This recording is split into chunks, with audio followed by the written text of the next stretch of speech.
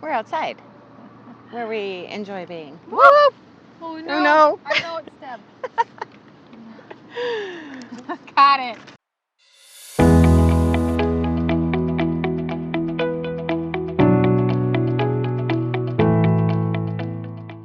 Well, we found a nice spot today. We did. Walked down the street a little bit, found this beautiful picnic table, property of Cargill Kitchen Solutions, it says. Yes. We will not steal it. We just moved it. We moved it. We're down the road from the office, somewhere new. It's always fun. We're outside, where we enjoy being. Whoop! Oh no! Oh, no. I know it's Deb. Got it. It's a little windy out here today. Yeah. Good thing we have our little fuzzy things on our microphones. We got new microphones, so we've been trying them out. Yeah, we want to be sure that our sound quality is better than it's been. Well, we want to thank everyone who came out this past weekend for Let's Chalk Monticello. We hope you had a great time. Yeah. And the chamber was selling cotton candy.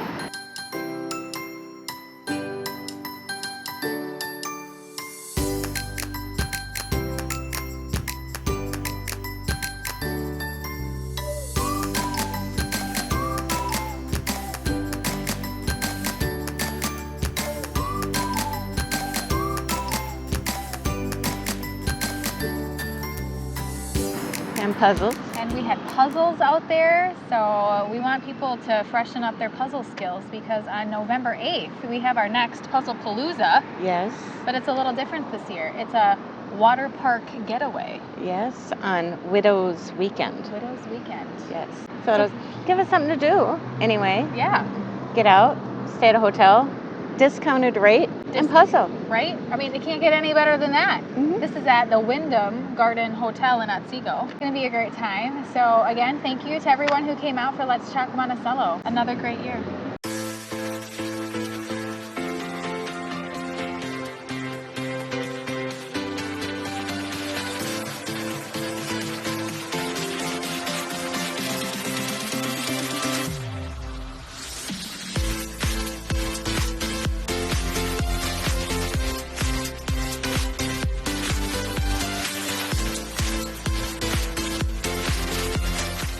And this week too, we have Good Morning Monticello. That's at Best Western Plus Chelsea Hotel on Wednesday. Yes. And rumor has it, mimosas. Oh, who's a mimosa fan? I am. So come out, join us Wednesday morning, 7:30 to 9, Best Western Hotel, mimosas. Keep your eyes and ears, because we got new mics, open for information on the annual banquet, which is going to be the Boot Scootin' Bash. Boot Scoot and Bash. I know. I have a pair of cowboy boots I'm so excited to wear. We gotta get your cowboy hat. And a cowboy hat, yes. Mine is old and frayed, and I might need to up my game on the cowboy hat arena. Running sells them, and did you know that October 8th, I believe it is their ladies' night? Oh, I didn't know that. Yes, and I think they do the pink bucket, or a bucket of some sort, and we can fill it. Maybe we can get you a cowboy hat in the bucket. I will need a cowboy hat. Got my boots, I need a hat. It's going to be a great theme this year. I'm excited. And with that, we get to turn over the leadership of the chamber too. So our vice chair, Brittany Kohler, will move into the chair position, and we'll bring in a new vice chair and new board members. All exciting stuff happening in December, and that is on December 5th, The Friday. annual banquet.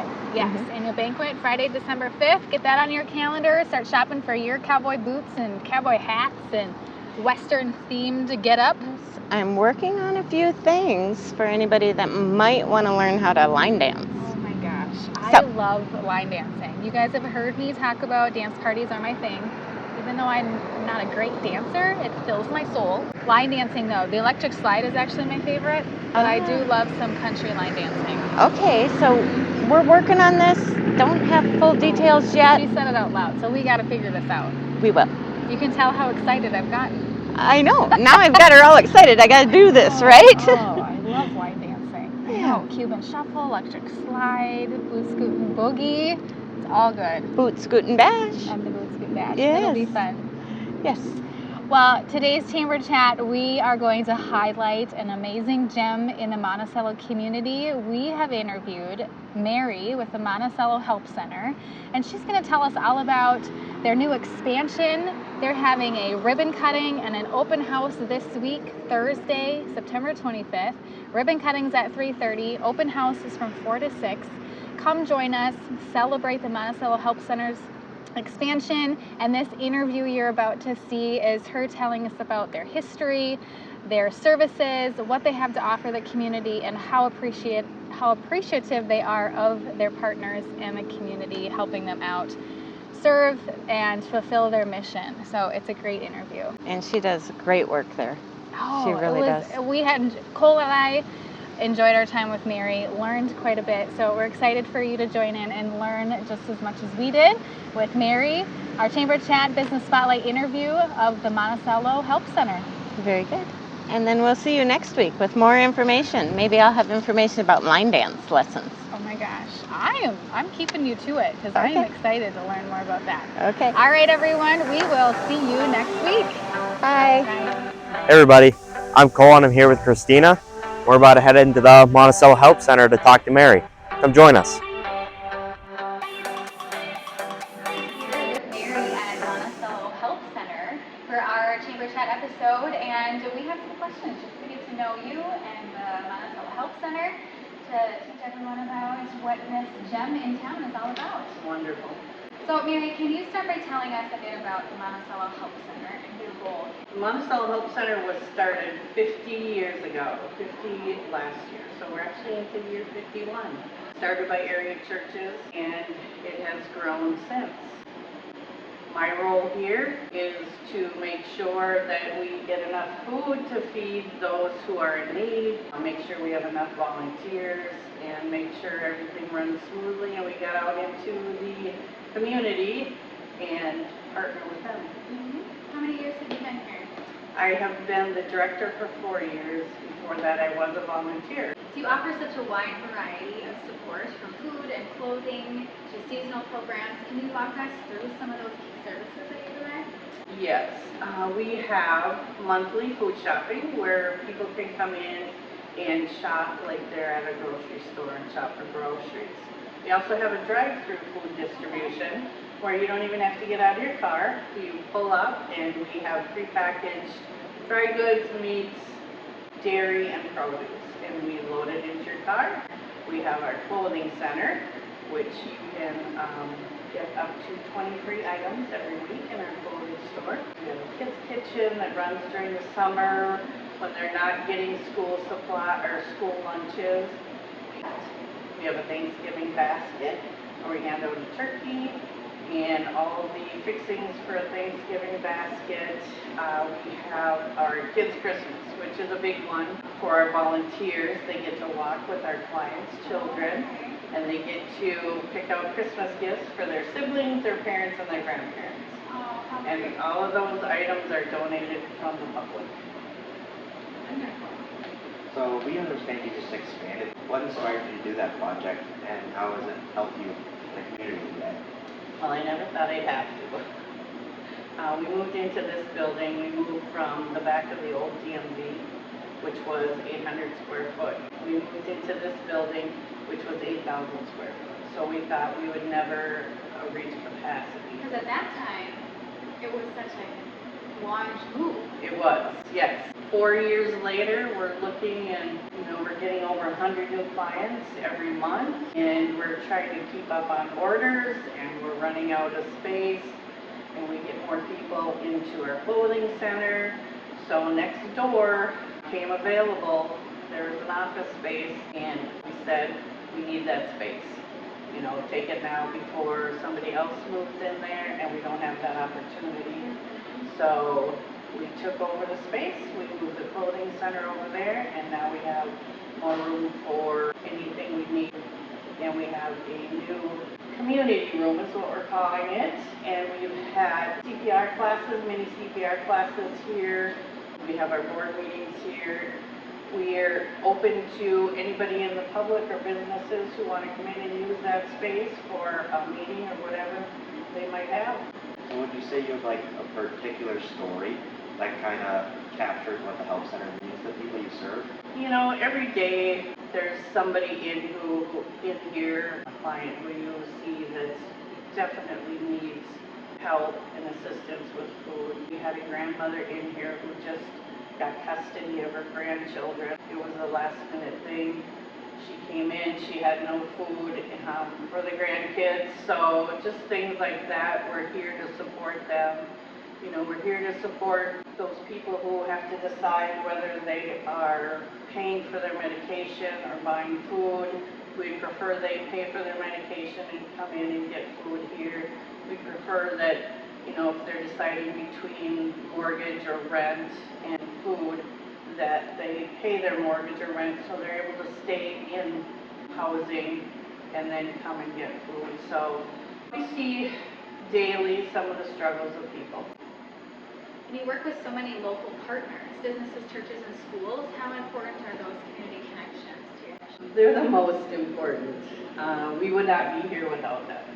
This community has done so much for us, and every time we ask for something, even when we don't ask, people call me up and say, what are your needs this week?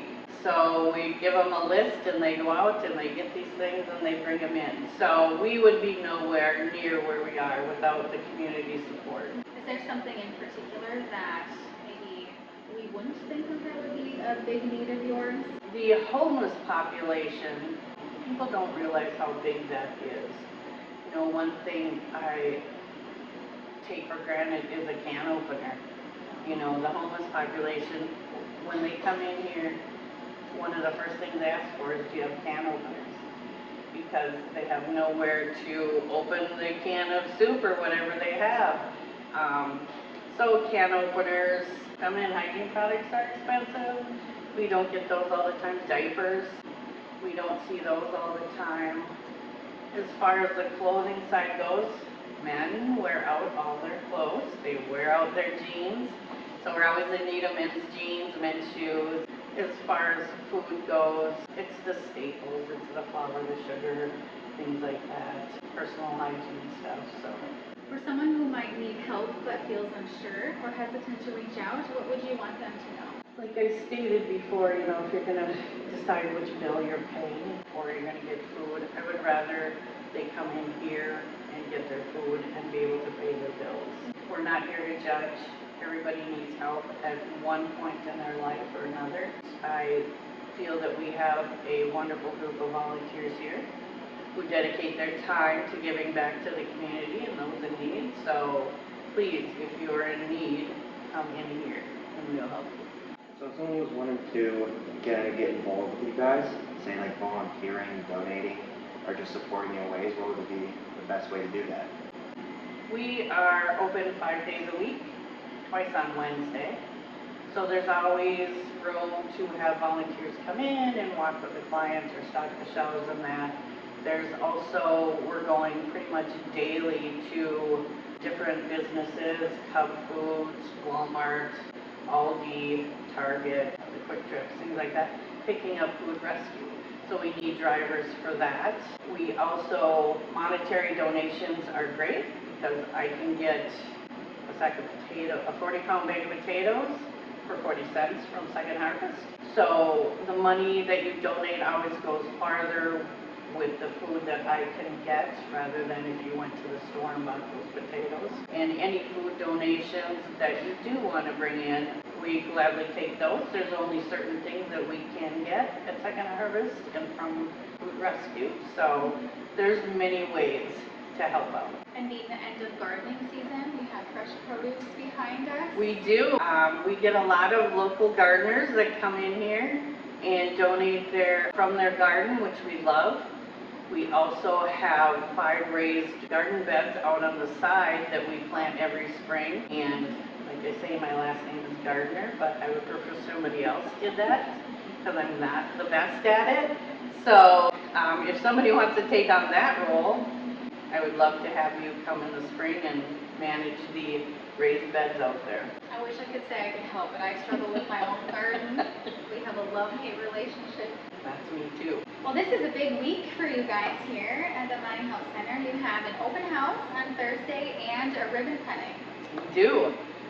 Thursday, September 25th, 3:30, we're going to have a ribbon cutting, and then 4 to 6, we're going to have tours through the building, so everyone can come and take a self-guided tour, and we'll have board members there answering all kinds of questions, volunteers answering questions. So come out Thursday, and just know that everybody who comes through, everybody in the community helped build this, so we couldn't do it without you.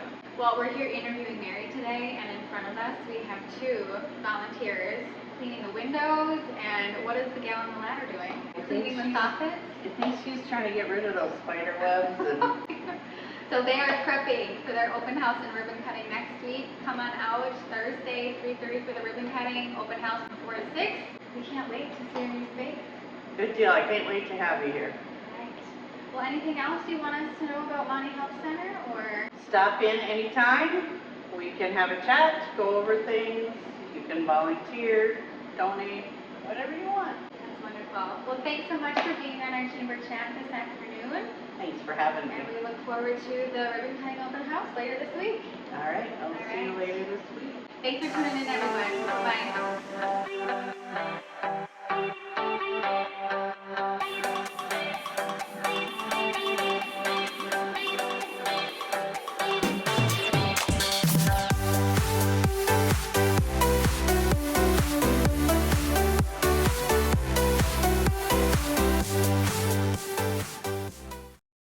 I'm testing a microphone, so I'm just saying random words to see if it then comes through to my phone by testing the microphone. Thank you. Thank you for playing. Are we crooked? Crooked. You just want to lean. And I think they're kind of fun. You have little fuzzies on the top. Mine collects seeds. You just caught something. Yeah. Part of the tree here. Yeah. We'll just take it with us.